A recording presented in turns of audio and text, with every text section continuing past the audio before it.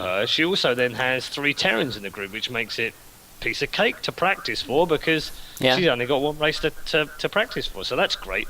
And then, lo and behold, she has MMA first, Triple Crown winner, and beats him 2-0. She then has to beat Alive, who somehow beat Maru, who was the Korean champion, and then you easily think, well, too. This is going to be easy for Scarlett, and then she goes and loses to Alive for the first time in I don't know how long.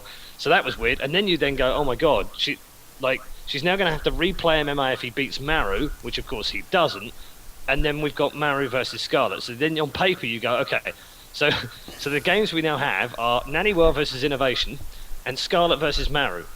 And they're the last 2 foreigners alive because Grubby didn't make it through a Nordic Whelmet. These are the last 2 alive, and they've got to face Maru and Innovation, who have basically been the best 2 players in WCS career over the last 2 seasons. So it was a tall order, and somehow Naniwa won 2-0 in a really good game.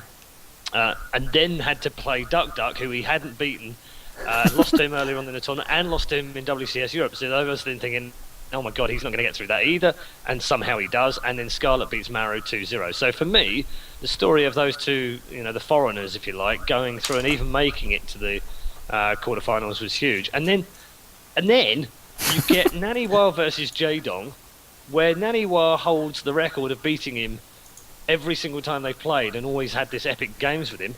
And then this time, Jaedong wins. It's like, for crying out loud. I know, it was... How did that happen? It was definitely revenge week in all the matchups. The weirdest thing for me was Scarlett then gets a 4th Terran, and it's Bomber. Okay, now Bomber's already beaten Innovation, so we know how good he is, but she's just taken down Maru and MMA. So Bomber should be no problem, and somehow manages to lose in an epic 5-mapper 3-2. So when you put it into the context of the rest of the tournament, Bomber then went on to beat Tasia 3-2, and then won the final, obviously 4-0 against Jaedong. So if you think 1 map was all Scarlett needed to win against Bomber, it would have taken her through to play Tasia, again another Terran, which meant she would have only played Terrans in the entire tournament to get to the grand final, and would then have played a Zerg, and it would have been ZVZ, and who the hell knows after that. I mean, I think she's 1 map away from potentially winning the whole thing. Yeah, I think so too. And, I think that if she would have been Alive, what's funny about Alive is that she crushed Alive at WCS NA, and she was even talking trash to him leading up to that, right? So, and then she goes and gets 2-0'd by Alive because Alive had a great game plan, against Scarlett, and it's great. It's kudos to Alive for doing that. Yeah, I mean, it's almost disappointing for him because he came through his group flawless and then got first in the quarterfinals, which was, not the matchup he would have wanted, but probably the one he should have practiced for, because I think the likelihood of first finishing second in Group B was quite high. I think the surprise was the fact that we lost Polt early on. Yeah, that was crazy.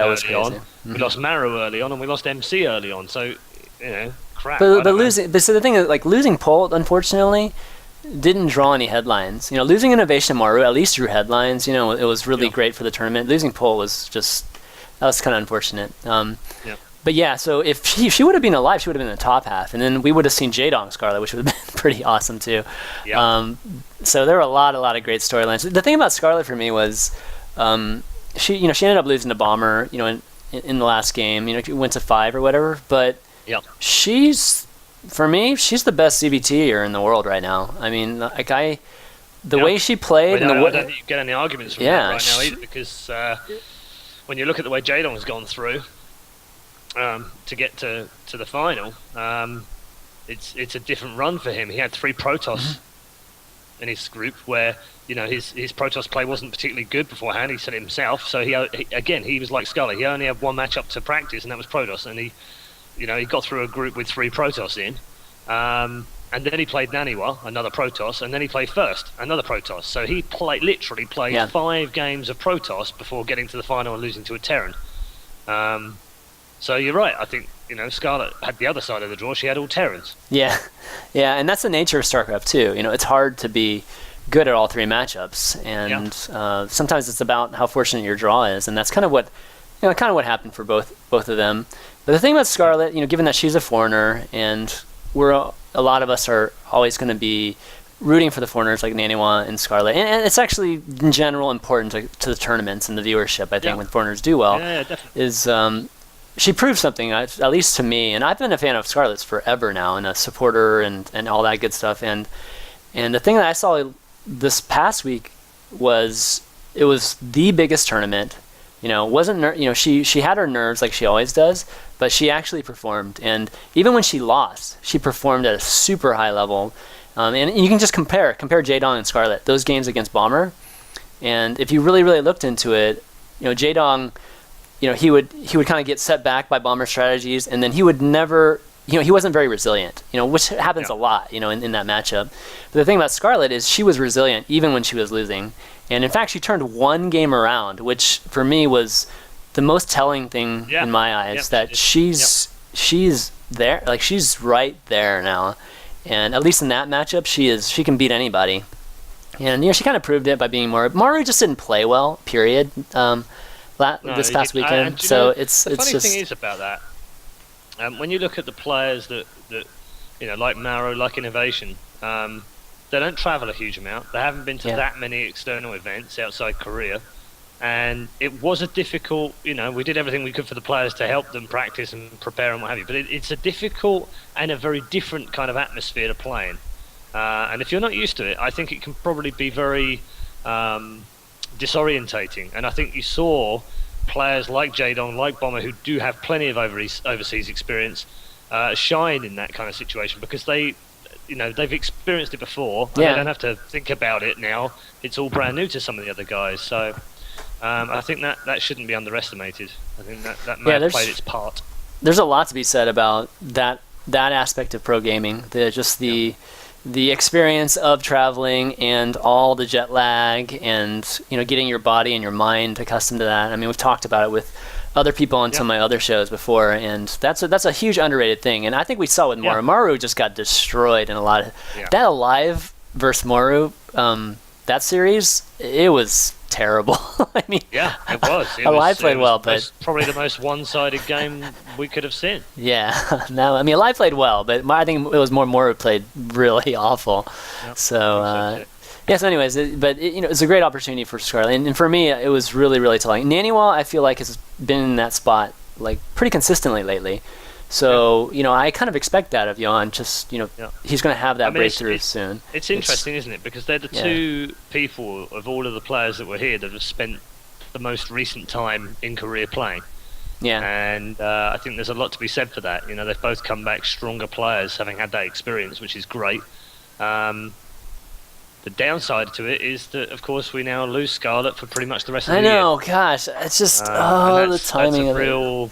I almost wish she could say, okay, do you know what? I'm just going to soldier through this. I'm going to take some tablets. I'm going to keep the pain at bay. I'm going to keep my level up. I'm going to do career still. I'm going to requalify for Premier. And I'm going to play through Season 3 to see if I can get enough points to make the top 16 at BlizzCon. And then I'll play BlizzCon if I do that. And then take a break. Because after BlizzCon, we've got the rest of November, we've got all of December, and probably all of January before we start up again. So there's a time gap there which allows a more natural rest and repair time for the wrist. So I hope she reconsiders. But if she doesn't, I would respect the hell out of it doing it, because I think it's a brave decision to make right now. She's on the cusp of that. I think she's like 21st, something like that, certainly in the top 25, and definitely. If having another 17th. Good season WCS, is she 17th right now? Wow. Yeah. I mean, have a good season in WCS NA and qualify for the Season 3 finals, and I think you're pretty much in the top 16 to go to the Worlds. And so it would be crazy. I mean, we've already lost Stefano. Now we lose Scarlet. We could end up with 0 players in the top 16. I hope we don't. That are non-Korean. The only other one we've got a hope of is Naniwa right now, so we need him to have another good season. It'll be interesting to see. I mean, it's anyone else that wants to qualify now outside of Korea or outside of being Korean would have to go and win the Season 3 finals. Right, exactly. To be in the top 16 for BlizzCon. So I agree with you, and I don't know, unless that is a possibility, but I don't know. I kind of know Scarlet, and Scarlet usually does what she, whatever she has planned, she usually follows through with it, no matter if there's no matter if it's popular or not, right? And the risk is a huge issue too. I mean, she could probably soldier through like another 2 months of it, but the last thing I want is to have her injure it so bad that she can't play for like 6 months or something, right? Yeah. But then on the other side, you sort of think, well, if her wrists are that bad right now and she can make the quarterfinals of the season 2 finals, what could she do if her wrists were fine? Yeah, absolutely. And it's kind of one of those things where we're gonna have to see in 2014 what she can do. But the thing is I've seen her progress in every little aspect of the game. I don't want to go into details, but I've seen these little things just gradually build up over time, and she's definitely legit like right there at this moment. So yeah, we'll have to see. And BlizzCon, hopefully Naniwawa can make a good run here and at least have one representative in BlizzCon. But yeah, so that was kind of the players. I kind of wanted to talk to you about just the stage and having the stairs and all that bit. I actually really liked the stage. I did too. Yeah, I mean, was there smoke? There wasn't any smoke or anything like that. I think a smoke machine. we had a bit of smoke as well. I mean, okay, I couldn't remember. The weird thing about smoke is, and I have a real issue with smoke, and it's mainly that it gets down my throat and it makes me cough or stutter when I'm talking. So as a host, I really don't like it. And I've heard all of these stories. People say to me, no, it's non-cough worthy smoke. It doesn't go in your lungs properly. It evaporates when it goes in the body. I've heard all these things about all this stuff, and I swear to God, every smoke machine has ever been involved with has made me cough in some way. And the problem with smoke is that if you have a host on stage who can't cope with that smoke, and you pile it out onto stage, and I start choking in the middle of the show, that's not going to send a good signal. So I think they basically decided to only do the smoke a little bit, and therefore maybe it didn't come across on the stream very well. But it was in the studio, and it did affect the lights. I mean, it makes the lights look terrific. Yeah. So it's great for scene setting and what have you, but not very conducive to speaking very well.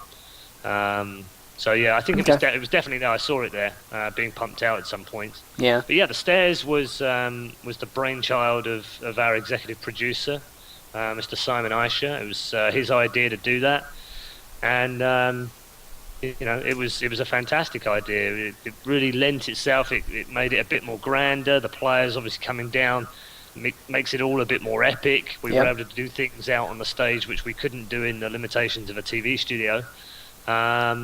The extension of the penis off the front of the stage. Sorry, I'm not allowed to call it that, but it was a it's the ball sack, dude. It's not the penis. No, so we had that as well, and luckily they didn't let me hold the trophy, so nothing was dropped or broken. So it was all good.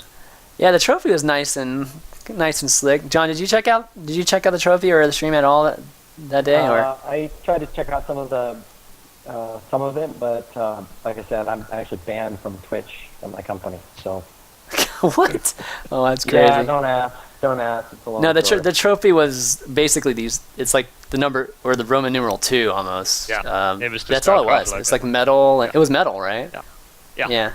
Yeah, and that was actually originally the idea came from a number of people in the company, but Oliver Lossif, our producer of the show, actually knew someone that could make that for us, custom make it. So he went and got that done, and that became the trophy. We do have dimensions and size restrictions and things that Blizzard give us for the trophies, because obviously they want to make sure that trophies that are given out for regional finals aren't too big, and then the trophies given out for the season finals aren't smaller than that, but they're not as big as the one they want to give out. I can imagine them having to hoist this this person-sized trophy at BlizzCon if you guys made it too big. Because otherwise we could have gone out and we could have bought this huge, enormous trophy and gone, there you go, and then Blizzard guys go, hang on a minute, what are we going to get for BlizzCon now? We're going to have to hire a hall just to hold the trophy in it. Right. So yeah, it makes a lot of sense. No, that was definitely cool though. So Chobra, so you and Chobra were hosting, right? And yes. Chobra, this is, besides obviously the OGN stuff, this is the first time I've seen him outside of Korea. Okay. I've seen him actually it's the first time I've seen him outside Korea as well, but Yeah, he did a fantastic job. He was brilliant. Yeah, absolutely. But I mean, that was, it shows you what a collection of people we have at ESL right now, because they came from Sean, they came from Apollo, and a mixture of him and Kennigit saying, actually, what do you reckon of this? And, to be fair, Michał Carmack is very good to me. He will always say, we want you to host the show, and then he'll be like, this one, he was like, but I think we need 2 for this. I think it's a bigger stage. It's it's a bigger thing. I think we should have 2. I think we should have a co-host. And I'm like, yeah, I'm okay with that. It halves the workload. It makes things easier. Also makes it a little bit more complicated. But in general, it's better to have 2 on a stage than it is to have 2 in a studio. And he said, who do you want? And so that was nice, being able to pick who I wanted. But in the end, both James and Sean coming up with Chobra made me feel like, actually, that would work really well. From a personal point of view, a very selfish point of view, it works really well, because if there's one thing I think I'm poor on, it's the interviews. It's, I can do the interviews if they're in English and people understand me, but I find it very difficult to articulate the question or make the question detailed enough if I'm talking to an interpreter who then has to interpret that. That makes it a lot harder for him, and I don't want to be mean. So it's difficult to be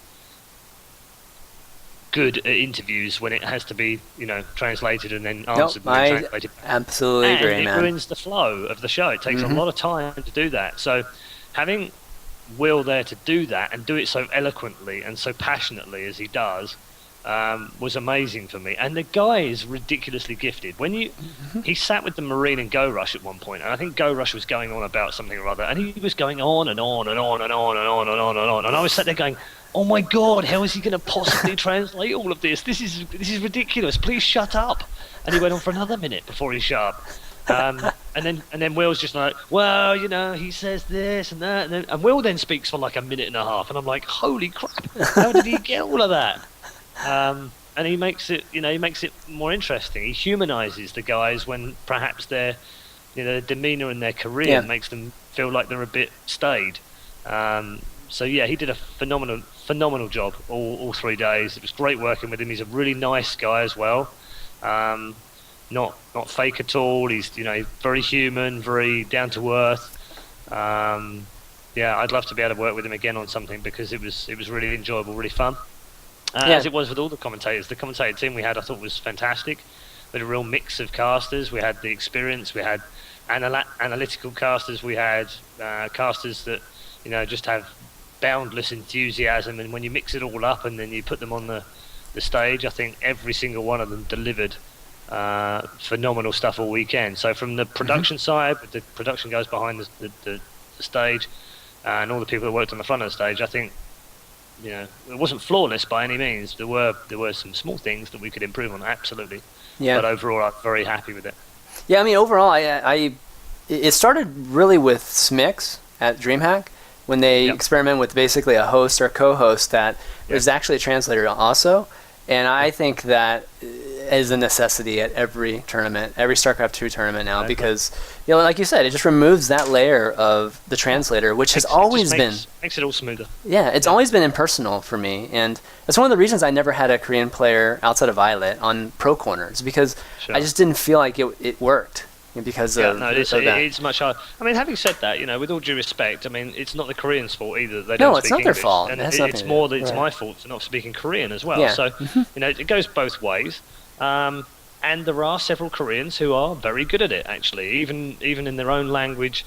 I mean, Duck, I enjoyed the hell out of our interviews when we had fun at WCS Europe, and the guy was, came across really well even in Korea, and he's very emotional, so that was great. We connected as friends very, very early on, and I felt his passion. I felt the weight lift off his shoulders when he won, and he showed a lot of emotion as well, which that will always endear him to the Europeans and the rest of the world. Because we don't see it very often from the Koreans.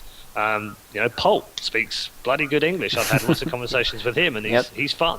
Jaedong now knows how to say Welsh sheepshagger, and I've taught him many other phrases. And, oh my god! He's also a lot of fun. I mean, he doesn't use his English so much in interviews, which he should, because he's pretty good. Yeah, that's what I've heard. So, there's a number of them that can do it and can do a good job. MMA's fine as well. MC obviously has been learning English really, really well, to the point now where he can be sarcastic in English, which is always very off-putting when you're having a Korean barbecue with him. You kind of think, is he being serious? And then you look at him and you think, no, he's not being serious, he's being sarcastic. When's MC ever being serious? Oh, well, man. occasionally. Occasionally. Occasionally. But yeah, Yes. so I think there are a number of the players, and I think if they want to do well worldwide, I think they should learn English. But then by the same token, I should probably learn some Korean as well, Yeah. and not just the swear words. MC. John, you gonna say something? It helps with marketing as well. I mean, for them to learn English. Yeah. They become a lot more marketable for sure. Yeah. Well, a lot of them are starting to stream now as well, so it would help in that.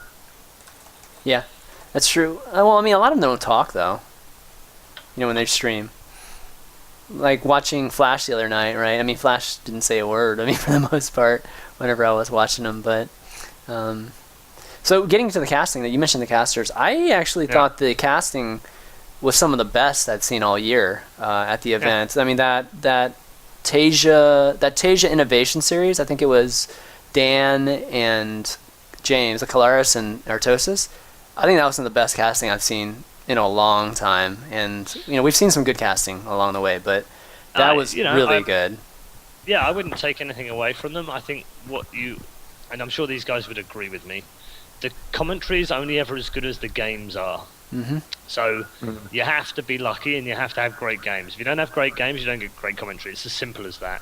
Yep. And we were very fortunate to be blessed, other than the final, with pretty much great games throughout all 3 days. So I've really enjoyed the comment. I mean, just to be able to sit there and appreciate, Apollo and Artosis, or Calaris and Todd, or Rotterdam and Artosis was fun. And I wasn't actually going to do that matchup, funnily enough. It's me that Roddy picks too. the Roddy. pairing. I mean, he had that craziness happen to him too. Otherwise, he was on fire the first day. Roddy was great first day, and I thought he was great all weekend. But I mean, it's my job to pick the pairings as well, and then make it work. So. I wasn't actually going to do Artosis and Rotterdam together because they had never casted together. And when you do a big tournament like this, the last thing you really want to do is try new combos. Not because you worry that they might not work, but because if they don't work, it's on me. And I'm very much not a risk taker when it comes to the big stuff. If this was round of 32, or it was a qualifier, then I'd have no issues with it whatsoever, because then that's where you make mistakes, and if it doesn't work, it doesn't work. So I very much stuck to tried and tested partnerships. Apollo and Calaris, obviously, which have been doing pretty much 2 seasons together now. Calaris and Todd have always been very good together. They bounce off each other really well. Calaris and Artosis have always worked well when they've casted before. And so I pretty much stuck to those combinations, and then feeding Rotterdam into that meant that I had to try and get him to figure out where he was going to. I mean, I would never have put him with Todd, for instance, because I don't think that combo works yet. But that's not to say it couldn't. It was fine. Paul, do you know of some that just don't work? I mean, you just mentioned one, but do you know of some that you've guys have tried in the past that the chemistry just isn't there? I don't know. I mean, it's a very personal thing as well. I wouldn't say that I'm, I've been doing this for 10 years, so I think I'm a reasonably good judge of casters' ability and how they match up with each other. I much prefer a pro with a play-by-play, so a Calaris and Todd, than perhaps I do, say, 2 play-by-plays together. But Starcraft is the one that breaks that mold often. You often get 2 play-by-play guys, and it does work. So... I wouldn't. It's not fair to name names because it's a reflection on them, and I don't need to do that. But yeah, I'm sure if you ask the casters, there are people that they're more comfortable working with, and there are people that they're less comfortable working with, and that's about chemistry, nothing more. Yeah. Got it. But yeah, so I mean, with the event being at GamesCom, I mean that was like y'all's decision in the first place. I remember talking to Kennigit about it, and it was like, okay, we're gonna have it at GamesCom, and then we're gonna work backwards from there. That's kind of how I think the schedule and everything ended up working out. Looking at GamesCon, what were the big positives of having it at GamesCon versus, having it somewhere different, just specific to WCS Season 2. Because yesterday when we were talking on the show, we were talking about just the people that love StarCraft probably didn't enjoy that, right? The casuals maybe enjoyed it more. But the people who love StarCraft, all the fans, would have just loved it to be isolated and, just only that event. So talk to me about the positives. There's a number of reasons. So I would also disagree with your assessment of who enjoyed it. I think all of the people that got into the crowd and got a seat enjoyed it, whether they liked StarCraft or didn't like StarCraft. Sure. Those that got stuck on the sides or got stuck on the sides after they went to the toilet didn't enjoy it necessarily. And I addressed those things yesterday. As far as the GamesCom thing, it's a number of reasons. So the first one, and I need people to understand this more than ever now than before, is financial, okay? It makes no sense to go and hire a big venue or, a large stadium or even a movie centre that holds a couple of thousand people and pay out an extraordinarily high amount of money without knowing for sure whether that money can be recouped. Okay, so that's the first issue, it's finance. And we are not yet, we're on the cusp, okay? And I started to talk about this yesterday with Richard, but we're on the cusp of now, can esports in any form, StarCraft, Dota, Counter-Strike, League of Legends, whatever it is, can it now sustain having these events in large halls, large venues, sports stadiums and what have you, and break even, or even just make a small loss, okay? And Staples Center for League of Legends is one of those tests. Yep. We filled half of the Katowice Stadium in January this year. That's right. And we're going to take it back to the World Championships in March next year with IEM. That's also a test. If that fails, if Staples fails, guarantee you will see more events like this happen at conventions. And the reason is simple, it's finance. It is so much cheaper, by 10 times less cheap, to go and do something that is already in place and has the structure and has the infrastructure and the network and the power and everything you need that is on a basic level to be able to put together a show. So that's the first thing. The second thing is, at GamesCom, it makes a lot of sense for us. We're a German company. We're based in Cologne. GamesCom is in Cologne. So the logistics for us are much simpler than they would be if we flew to China or, we held it in Sweden or England or wherever. There's a language issue. Most of our technicians are all German, so it's much more comfortable for them to deal with that here. These are not in any priority order, by the way. These are just things I'm throwing at you that all added together make it a decent decision. All of the people that we know that we hire in from external people are all here in Germany, so we would hire them and then take them with us, as we did for Shanghai, to China. Again, cuts down on expense, cuts down on logistics, cuts down on mistakes, cuts down on problems that we had. The next part of it is that Gamescom is already an established brand. It had 340,000 people go through the doors over the weekend, which I think makes it the biggest convention in the world right now. There are 9 halls full of everything you can imagine that's related directly to gaming, and Hall 8, which we had, was almost totally devoted to esports in its entirety. I mean, stands from World of Tanks, World of Warplanes, Firefall, Smite, Christ, I'm going to forget some of them now, but just a plethora of games all across the stage, including massive stages for World of Tanks, for Infinite Crisis, for Smite, for League of Legends, and for Starcraft 2. So there is no way that we can then say, okay, we'll take up the whole hall. I mean, it's just unrealistic to do that. So, but at the same time, what we're guaranteed is 2 things. We're guaranteed a great venue, and we're also guaranteed a crowd of any kind, okay? We still have the issue of how big do we make the stand, how big do we make the seating area, how big can we make the seating area, because there is a limitation on it. So it's a compromise. It's not the perfect solution. The perfect solution is we go and hire freaking Bayern Munich Stadium and we fill it with 50,000 people watching video games. That's the perfect scenario, but we're not there yet. So we have to take advantage of what's already in place, and trade fairs, like them or loathe them, are currently the best way of being able to deliver something that is A, value for money, still open for all, and allows us to produce something that, from the people at home anyway, can enjoy and respect as a really good tournament. And I think we achieved that. I think, could we have had more seats? Yeah, absolutely. Should we have had more seats? Well, in hindsight, it's a wonderful thing. Yeah, we should have had. Could we have done it in a different hall? Yes. Could we have done it at a different venue during Gamescom? Absolutely not. It just wouldn't work. And to be honest with you, people say to me all the time, I'm coming to the end, sorry, okay. John. People say to me, Starcraft 2 is dying, or it's dead, or it's a dead game, right? I'm sick to death of hearing that, right? It's not. I've been in communities that have died. Trust me, this is nowhere near dead. And if you are worried about it dying, then the worst thing you can do right now is take away something like that Season 2 finals away from a convention and put it in a hall somewhere. Because if you do that, absolutely, you get the hardcore StarCraft 2 nuts that come along, and that's brilliant, by the way. I love that. I love that about the fact that we had that at DreamHack for WCS Europe Season Finals last year. I love the fact that everyone in the room loves StarCraft. It's brilliant. But we take away the exposure to everyone else that doesn't necessarily follow StarCraft. And there were hundreds of people that came up and asked for information. What is this? What's going on here? Have you got free t-shirts? Are you giving away any free shit? I mean, they were asking questions, but they were genuinely like, wonder what this is. And some of them enjoyed it. And hopefully, if we inspire just 10 people that like the game to go out and buy it and be part of an amazing community, then that's helped, right? And we wouldn't have got that had we not been at GamesCom. And it's 340,000 people through the doors. So I understand people saying, it would be great to have our own stadium, it would be great to do this, that, and the other. Sure. But actually, it's not realistic right now, unless you're League of Legends, which we've seen, have now got Staples Center. But that's fine. Let's see how that goes. Let's see if they fill it. They probably will, in my opinion. Can StarCraft 2 do the same thing? Probably not right now. But then we get to Katowice next year for IEM World Finals, and I guarantee you that place is going to be rocking so hard. Yeah, it definitely will be. Yeah. So, John, you were going to say something?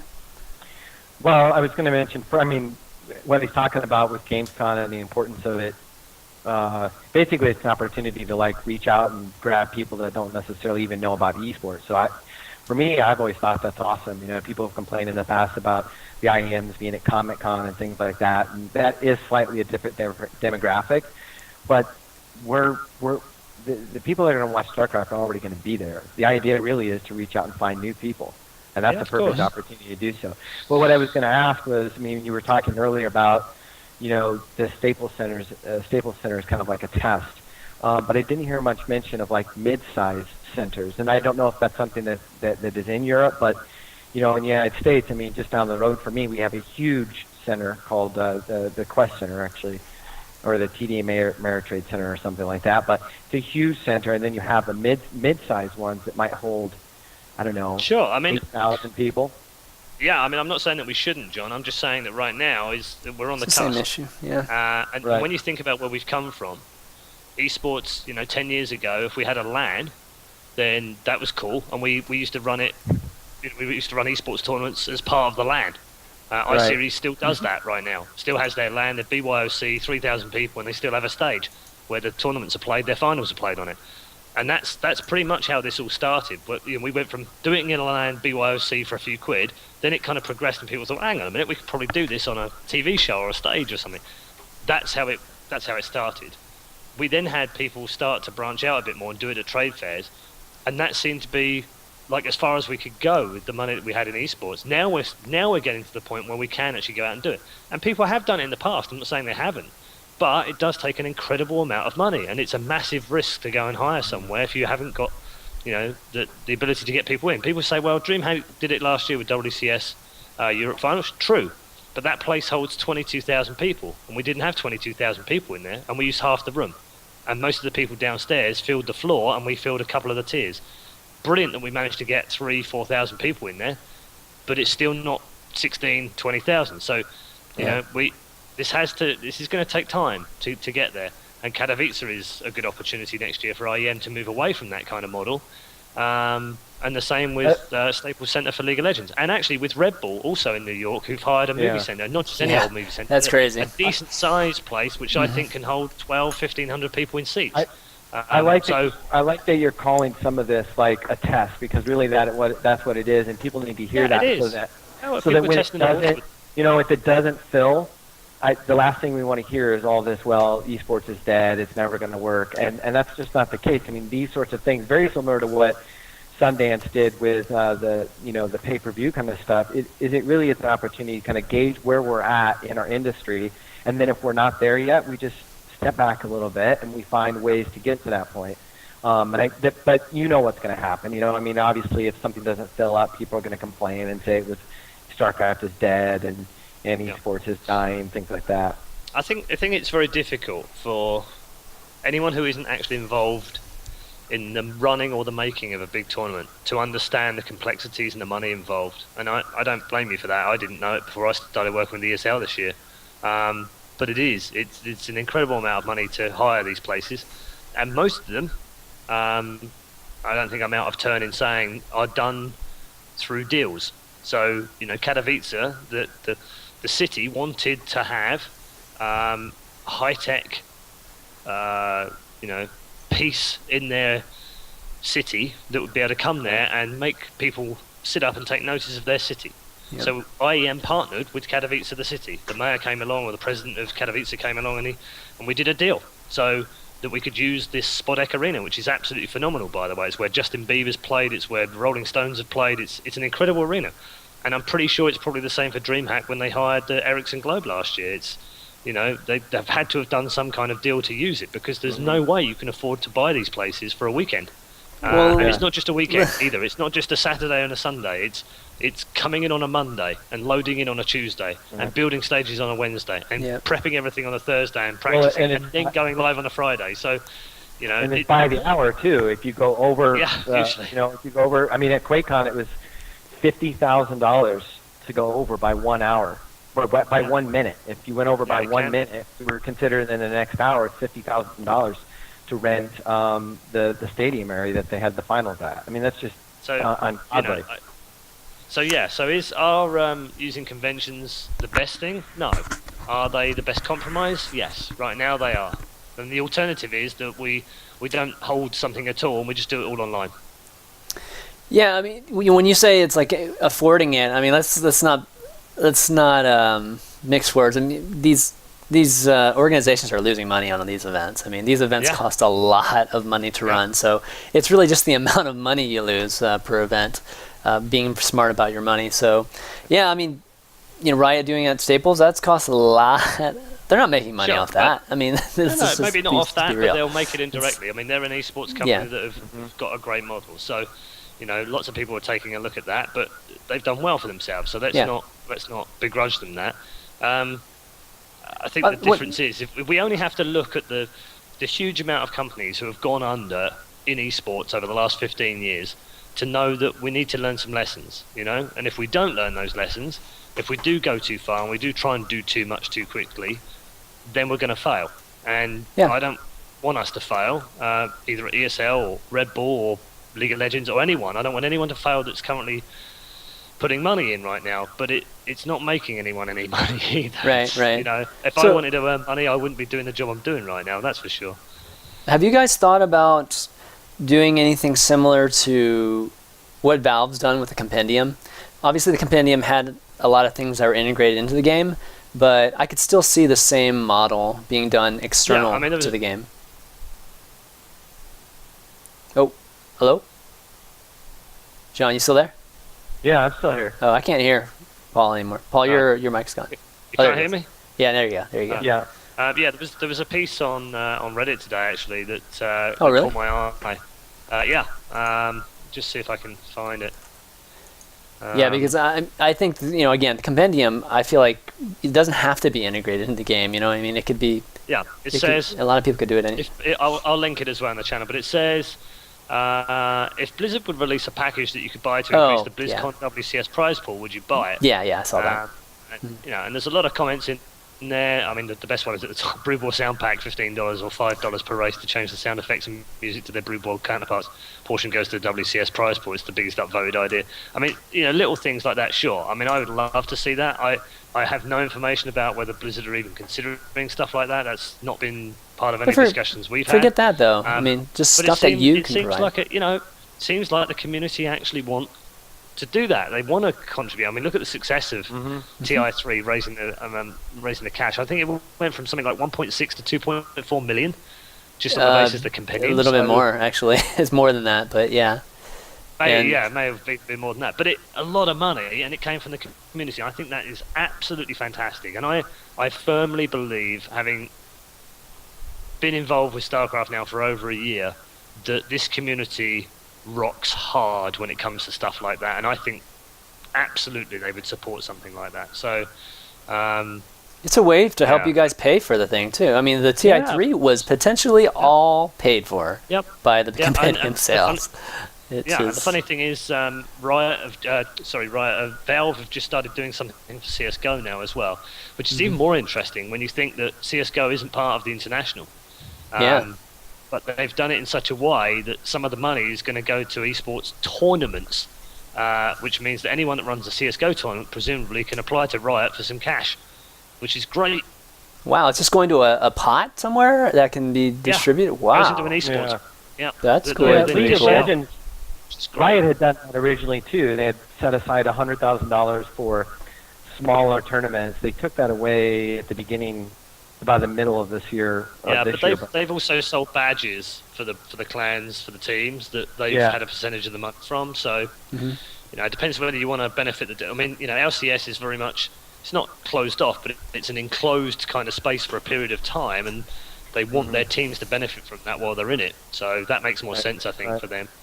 Yeah, I mean, one level further than I guess a lot of these ideas, and what I was trying to allude to, Paul, when I brought up this whole compendium thing, is that I feel like it doesn't have to be stuff that's in game. We're talking, all the things we're talking about right now are things that have to do with in game, whether it's sounds or sound bits, or it's skins, or it's couriers and stuff like that. But I feel like you guys in particular, ESL or IM or whoever, you can provide services, right? That can be packaged into, like the whole fantasy thing. I mean, that could be completely external, right? And a lot of ideas like that, I feel like don't have to be integrated. Like Blizzard doesn't have to have anything to do with it. And I feel like we could still integrate this model. I mean, you're seeing a little bit of it with the SC2L, I think people are more likely to donate money if they get something out of it. They're likely, also more likely to donate money to the publisher, not someone who wants to. If we suddenly said with IEM, okay, guys, we want to give away $1 million at the World Final, but we've only got 500 grand. So if you could, just donate some money via PayPal to help us get to $1 million, that would really help the players. I don't think people. But that's not where. That's not what I'm telling you. I'm saying to have a product offering that combines, adding to the price while it's helping you pay for it. You're not asking for donations. I mean, you're actually giving them product or service. You know what I mean? Like you're giving them a package. Yeah. It's not crowdsourcing straight up. It's more. I mean, it's similar to the premium accounts that we've got at ESL in that they give you. It is, but it's packaged different. It's marketed differently, right? I see what you mean, but I still think it's better coming from the developers or the publishers. I mean, I think it is too. I think it is better, but publishers are going to get this involved in it. Then I certainly think it should. Like you said, I think it's better than it coming from them. It is better, but let's say they don't do it. Why not you just do it and just make 20% of what they could make, 30%? It's still better, right? It's still something. Because otherwise you're not doing anything, right? Yeah. Anyways, just an idea. Just an idea. But okay, guys, why don't we take some questions from you guys? Again, this is going to be more the second half of the show that happened yesterday, so I don't want to have this carry on like the 2 hours. So if you guys have any questions, all you viewers, you can either type it in the stream chat or you can add me on Skype. My Skype ID is ChanmanV. We'll pull you into the call and hold our breath to see what's asked. But but this is your time to ask us anything you want involving WCS or whatever. It doesn't matter. You can ask us anything. Is the chat not working now? Jeez, it's a good time for the chat not working. Well, even if it is, just so those that are listening know, I can't read it today, so I won't be able to ask any questions from chat. The question is, will you ever be able to read, right? Yes, I will. Okay. It's, after this weekend. Okay, good deal. They're messaging me now. Are they? All right. Yeah. Are you... Max Riker earlier said, I'm being used as a conduit for questions over Skype now from friends that are also watching. Okay. I think one of them's gonna add you, Chris. I just asked him to add you. Okay, it might be delayed. Sometimes Skype's add to contacts thing is delayed. So message me too, guys, if you add me. You're ChanmanV, right, on Skype? Yeah, ChanmanV. Mm-hmm. Yeah. ChanmanV. No problem. I never know how to pronounce his name. Irenicus? Arenacus. Yeah, no one bring up Iran and WCG. Yeah, that'd be good if you don't do that. All right, we got Ian Cole here. I'm gonna call. Yeah, there we go. So here we go, and I'm gonna have to fix these in just a second.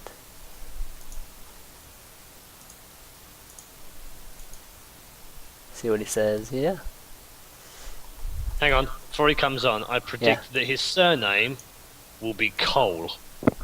Hello. Sorry, I just had to turn down my volume. His surname will be Cole? You think so, really? Okay.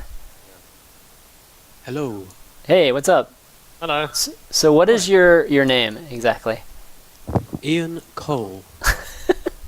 Wow. There you go, Paul. There you go. Like some sort of, like, I don't know, clairvoyant or something. Soothsayer. So welcome to Climbing the Ladder, buddy. You got a question for us? It was less of a question, more of a sort of observation about what people were saying about the compendium thing and how it might work from the perspective of events as opposed to publishers and developers. Sure. I think the thing, why it works for like a developer is what they can give you is free for them to make. They've already made it. It's in-game items that they've already made. It's, you know, skins and things like that, which they don't have to pay any money to create. Whereas as an event, let's say ESL or an IM event, for example, what is the kind of thing that you would be able to give somebody in return for their money? You know, it would be something like, I don't know, like a hotel package or some VIP area or special seating, which they can sell to someone maybe. Yeah, Ian, it's really interesting you raised that because we have spoken about a little bit of this internally, and one of the things that we were talking about is if we'd given away, like, so people had to pay tickets to get into GamesCom, so that was the big issue we had with it. And then it was like, well, can we ask them to buy tickets again for a specific arena? That would be quite harsh. But what we could do is we could ask people to submit money for a premium package, and that premium package included reserved seating of some kind, which they had for however many hours they wanted. So I suppose that's something. But yeah, I mean, it all depends on the event specifically, like whether it's a paid-for event, like at a convention, or whether it's a ticketed event. How about what you get in return for paying to get in is an opportunity to see the event? To me, that just makes sense. I mean, you pay to get in to watch a football game, pay to get in. Yeah, but what I'm saying, John, is that they've already paid to get in. They have to pay at Gamescom to get in. What are you talking about? I mean, it's 53 euros for a whole week at Gamescom. I don't understand why we keep talking about trying to give people special shit when really what they're paying for is to see the event live. No, we're talking about people monetizing people at home too, not just the people there. You know, the compendium. Majority of the people they monetized with were the people at home, not the folks at the event, right? So. So I guess that even further goes to the point of an event. It's like if you've got IM going, what are ESL going to give the people at home that doesn't cost them any money? So I mean, it could be reserved seats, it could be signed autographs from players, it could be, entered into a special draw to get, I don't know, some free stuff. It could be a replica trophy. I mean, there's a few bits and pieces, I suppose, that we could probably rustle up that don't really cost us too much more. It could be partnering with some other companies too to provide services like the fantasy thing. It's just and I'll tell you the other thing that people really liked is the backstage area. So. Have that at concerts. I mean, you buy a VIP ticket for a U2 concert and you get to go backstage and hang with them, and they play you an acoustic version of one of their tracks, and that's pretty cool. Really? We don't have U2 backstage, by the way, but I can't remember if at Gamescom you did this, but obviously some broadcasters have higher quality, like 1080p streams that you have to subscribe to pay for. So perhaps, we did that for WCS, but that's you could that's do a something WCS along those lines, which. Yeah. If you contribute to this prize pool as part of your contribution, you get a free access to the high quality streams or something like that. Which I think quite a lot of people would do. Yeah, I mean, MLG's done that like many times. So yeah, that's true. But did that contribute to prize pool as well? Oh, not to prize pool. No, it's just. So if you marketed it in a way where it wasn't just you pay to get high quality, which everyone knows and no one really likes. Well, some people I guess might. Yeah, I mean, if we could do a deal with Twitch where Twitch gave us £1 or $1 or something for every subscription that they made, and that went to the prize pool, that'd be great. But that's a Twitch, Blizzard, ESL kind of deal that we would have to thrash out. But we can talk to I think what you're trying to get at, Ian, which I kind of agree with you, is that a lot of the techniques that have already been tried, they just haven't used this adding to the prize pool, a little nuance to it, which is actually brilliant. So no, it is I think I will raise. Yeah.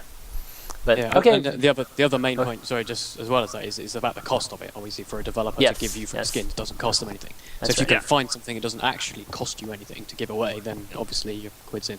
But yeah. Yeah, Right. and I Thanks think very the idea of reserved seating. Yeah, thanks, Ian. I think the idea of reserved seating as well is good because if we do it in advance, it actually gives us a good idea of what we're likely to get in terms of size of crowd as well. So Yep, absolutely. that might work well. All right. Thanks for your question, buddy. No problem. Good one. Bye. All right, bye. Okay, got Danny Glenn. What's his surname, While you're dude? getting him on this. Is he on? Hey, Danny, you there? You know him? Hey, can you hear me? Yeah, I can hear you. Alright. Yeah, hey. Hey guys, I'd like to ask about when lots of people are going up to, what's this? Alright, yeah, it was just loading the videos. Obviously lots of people went to Gamescom to see the WCS finals, and lots of other people just went and saw Starcraft and wondered what it was. So if you were to tell people when they came up and asked you what the game was about, do you think that the amount of commitment that you'd have to tell the people that are coming up to you, like the amount of commitment the players have put in to get there, would it put people off the game? Like they'd be able to appreciate it, but they wouldn't like to play it themselves because you'd have to say, oh, this Jadon guy puts in like 14 hours a day of practice just to get here. Like, how would you? No, I mean, I didn't really explain that to them. It was more the questions I answered at the rope line were more like, oh, what is this? What game is this? Well, it's Starcraft 2. Oh, okay, that's an RTS, right? Yeah, it's an RTS. Okay, cool. What is this tournament? So then you'd explain the tournament. And it wasn't really that I was trying to sell them the idea of playing the game. I was trying to sell them the idea of how cool the game was and how great it was to watch it and how cool the personalities involved were. And I guarantee you, if you'd asked half the audience that were there for StarCraft, they probably don't play the multiplayer game. They've probably played the single player, but they really enjoy watching the matches. I mean, I was the same until recently, and now I'm freaking addicted, and I think Chris will tell you. But, other than until Heart of the Swarm came out, I pretty much played the campaign in Wings of Liberty, and I didn't play much multiplayer at all. But that didn't stop me from enjoying the hell out of the tournaments that I watched. I mean, ask anyone on Twitch. I'm in every bloody channel most nights trying to find some StarCraft to watch. I'll go and hang out in Grubby's channel just to watch him play some PvT. I've watched pretty much everything esports that there is to watch. I've got League of Legends on right now, watching the LCS stuff in the States because it's the playoffs and they excite me as well. Mm-hmm. So I don't think it's about enthusing people to go and buy the game necessarily. It's more about enthusing the people to tune in a bit more often and see what it's got to say for itself, because it is a great game to watch. It really is. Yeah. And I say that with 15 years worth of esports experience. So hopefully that holds some weight. Yeah. All right, thanks. All right, thanks, Danny. Yeah, I mean, I think a question along the lines of that one, too, is that if a random were to come up to you, particularly somebody who doesn't even know RTS, and they were to ask you basically to explain StarCraft, like how many sentences would it take to explain StarCraft to somebody? Well, I keep it at the simple level. And this is the easiest way to explain it. And I say to most people, do you know tennis? Yep. Most people, I think 9 out of 10 will say, yeah, I get tennis. Okay. This is tennis in a virtual world. It's a bit of chess thrown in at the back, but it's basically 1v1, mano a mano. Winner is the guy that builds the biggest army. Watch it and have fun. That's it. That's the simplest way of explaining it. Once they get the whole, it's 1v1, he's controlling all these cool units, he's like, he's an emperor controlling this army, that's awesome. And then that kind of hooks them initially. And then you get into the, oh, wow, there's some different races going on here. So what are the races? So I explain the next level then. You've got 3 races, and they've all got different personalities, different attributes, different strengths, different weaknesses, and things counter things. So it's much more like chess. And you know what chess is? Yeah, I've heard of chess. Great, yeah, you've played it a bit. Great, that's awesome.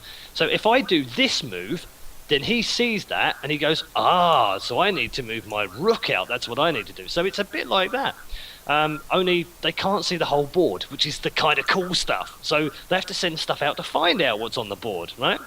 And that's kind of level 2, if people start to get interested in it. And then beyond that, it's more about the mind game. It's about the strategies. It's about the build order. It's about whole complexity that you can find.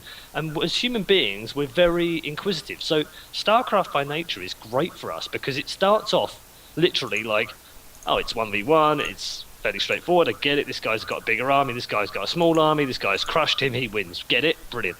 Then the complexity starts to unravel, and it's like the rabbit hole, or at least it was for me, and I know for many other people that love the game, it's like you go down the rabbit hole, you've taken the red pill, and suddenly things have gone a bit fucking crazy, and there's all these like crazy freaking build orders and stuff that happens in game that you just go, what the fuck is that now? How did he get? I don't understand. And then you go through a piece of frustration where you become a Bronze League player and everyone seems to choose you, and then it goes from there. I don't know. I mean, it's just. We need to make a video of that right there. That last 2 minutes of you of you explaining it, and use that as like the service announcement for.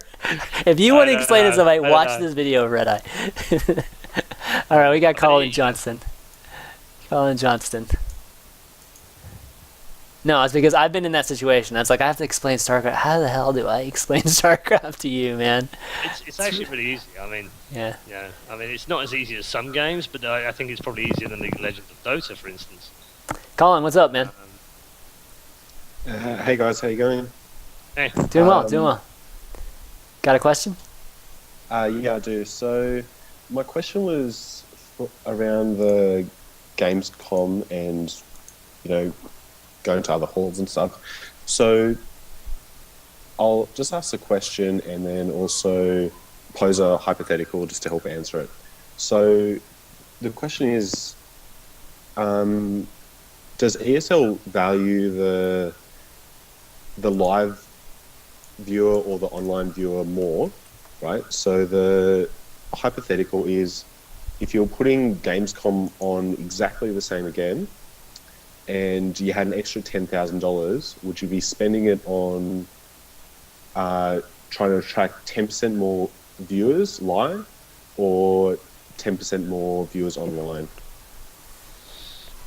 It's a difficult question to answer hypothetically, but I will do my best. I think the first part of your question, do we treat them differently? No, we absolutely want the people at home to enjoy the experience of the production, and that's one team. And we absolutely want the people that turn up to enjoy their experience at the event, which is a completely different team, by the way. It's a totally different team that build out the stage and the seating. So, yeah, we want both, but that's only in an ideal world. It never quite works like that for both. And sadly, at Gamescom, it affected a few people that were unhappy at the way that their seats were allocated. And I think had we solved that on the day, we wouldn't have had quite as many people being upset. But we didn't know about it, to be fair. The right people didn't know about it to fix it. So if we had the extra 10 grand, it would, I mean, the first thing we would do now that we have the experience of what we've done is we would extend the seating area, no doubt about it. I mean, we know now that we should have had more seats, and that's the first thing we learned. We had 450 seats. We had standing room on both sides for probably another 400. So we had 850 there pretty much the whole time. And we didn't expect to have as many as we had. And League of Legends was packed out, by the way, as well. And they had, I think, probably 1,200 seats, something like that. So none of us got it right. We were the only hall to get shut down at the weekend. I think the only hall to ever get shut down at Gamescom. In other words, we had all our doors locked at one point and no one was allowed in unless someone came out.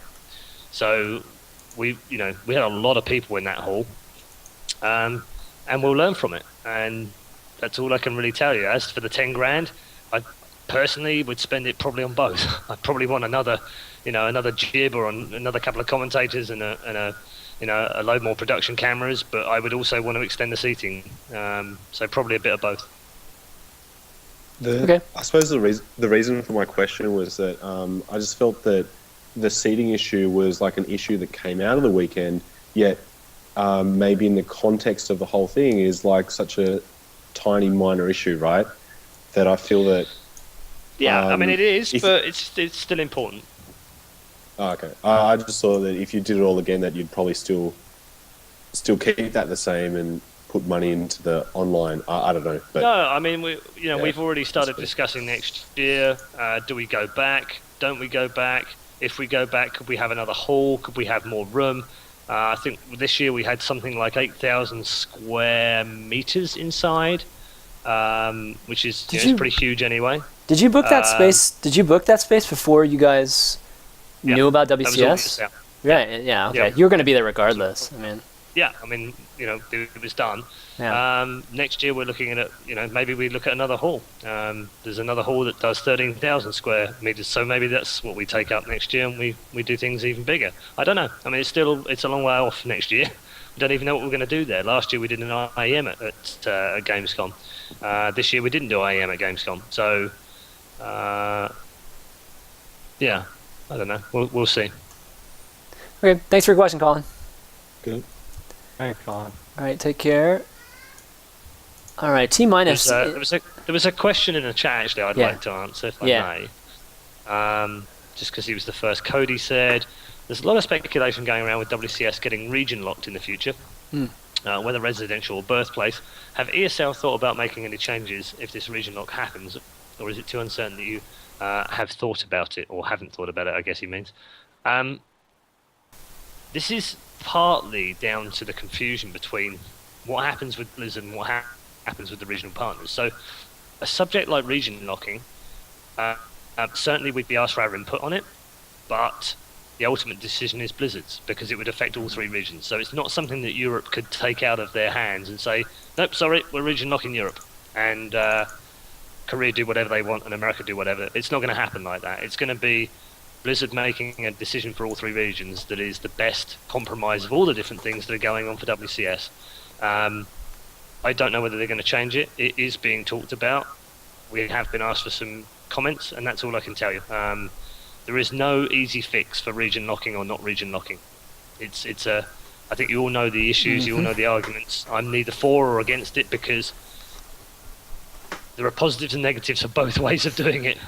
Right now, we potentially get the best 16 players in the world go to the season finals, but you could argue they aren't because we only get 5 from Korea, and maybe we should have 11 from Korea.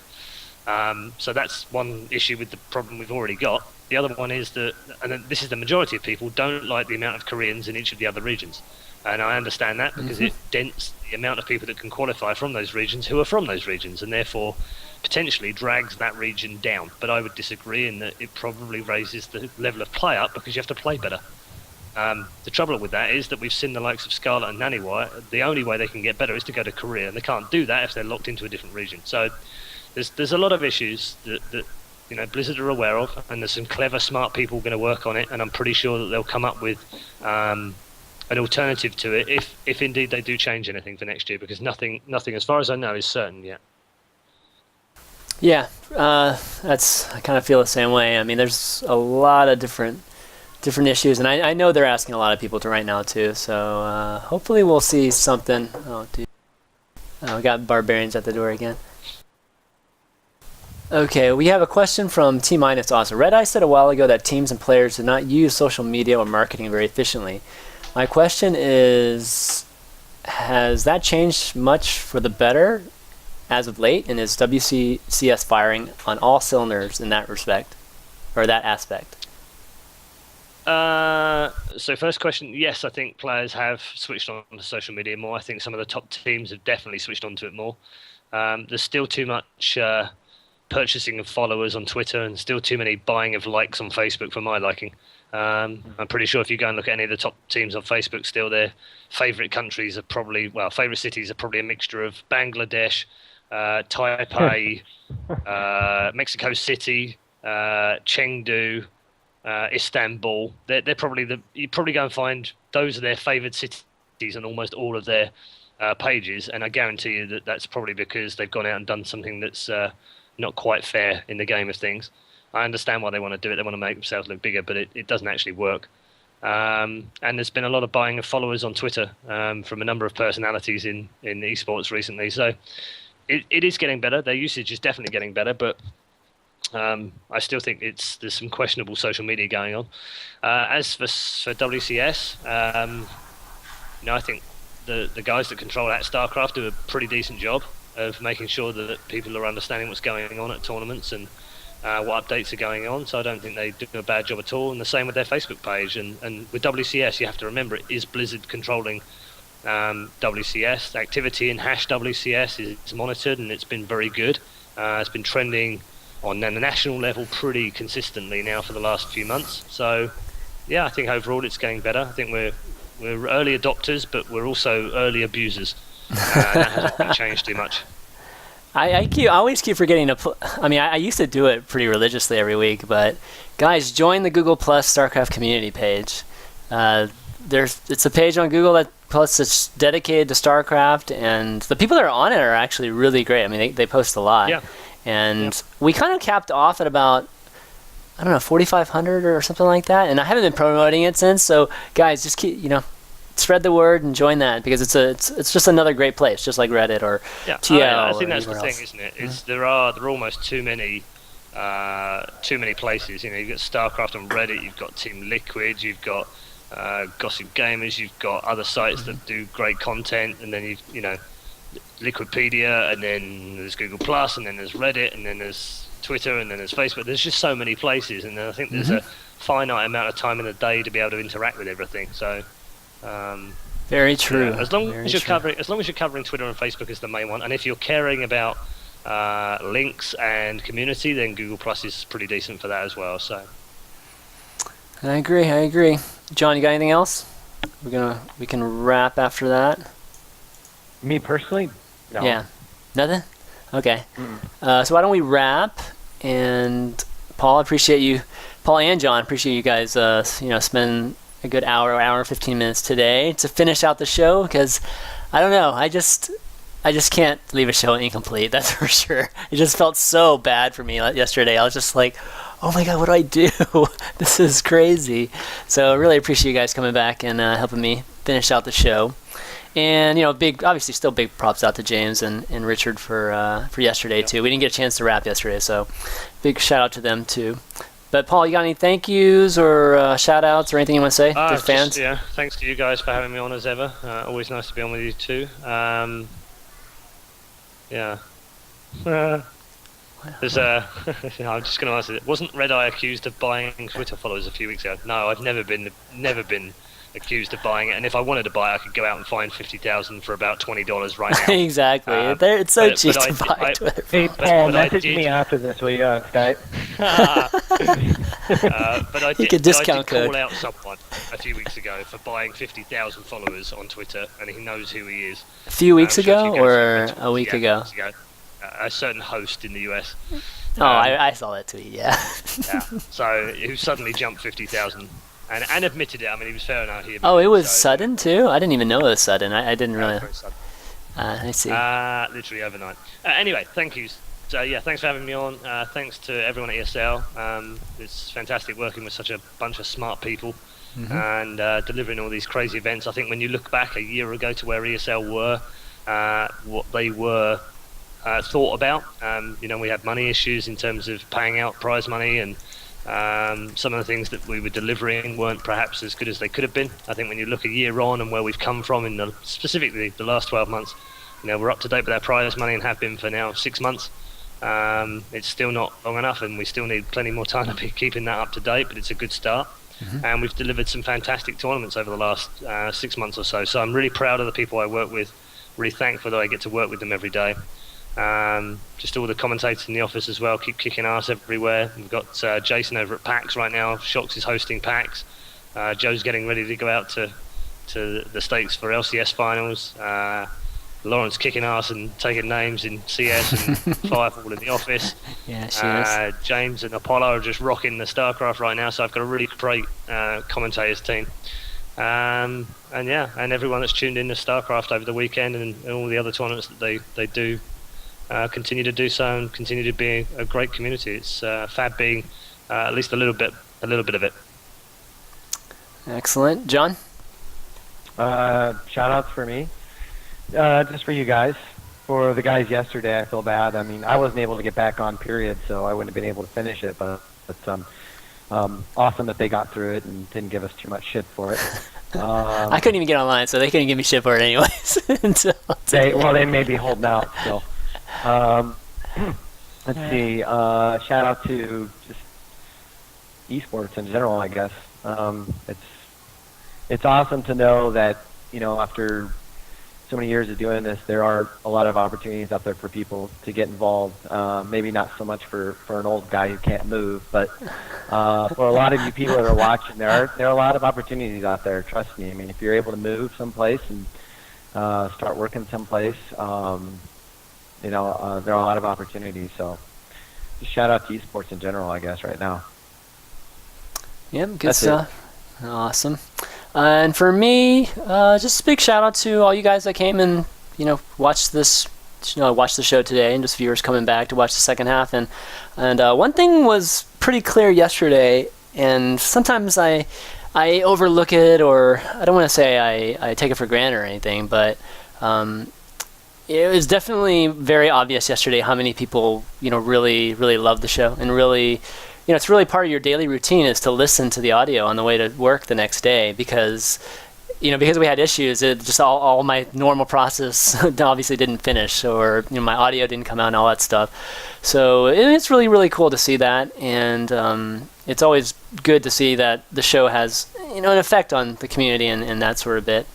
And also one other thing I want to point out too is that, you know, WCS, and I know on this show and some on Unfilters, you know, we're a little bit critical. You know, we're critical on WCS, and we're critical on things when things go wrong. But I want you guys to know it and make sure, like in shows like this, is that we point out the good.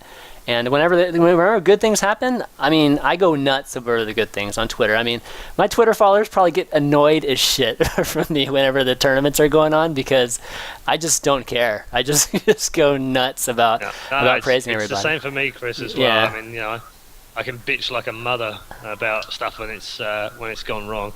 Particularly Kongstar and EasyJet today. If you've been on my Twitter feed today, you'll probably be bored stupid about my running-ins with my telephone provider and my airplane provider. But yeah, I'm the same. But generally, I think Starcraft has been given a bit of a kick in the teeth over the last couple of weeks. Yeah. The pitchforks have definitely been sharpened, and I think we're very quick to jump on anything that we see as even remotely negative. Today it was people complaining that there was $50,000 for the Red Bull competition. I mean, what are you guys on? I know. Come on, guys. I mean, geez, 50,000. Get with the program. It's 50 grand. Yes, it's only 8 players, but it's a cool tournament. Just get behind it and watch it and enjoy it. Don't moan about the fact that it's 50 grand and it's going to 8 players and one of them happens to be sponsored by Red Bull. I mean, just get the fuck out of my head, right? Just go and enjoy it for the sake of enjoying the fact that it's a great StarCraft event. And guess what? Fucking Red Bull are putting 50 grand into a tournament. So let's just rejoice on that. Right, put the fucking pitchforks away, park the tridents, and just get behind it. It's an NA tournament, guys. It's an NA tournament. I mean, how many of those do we have right now? So, you know, and guess we should support it. You're going it. to have saturation comments at the end of this month, because you're going to have IEM in New York, you're going to have Red Bull, and you're going to have Season 3 finals in Canada.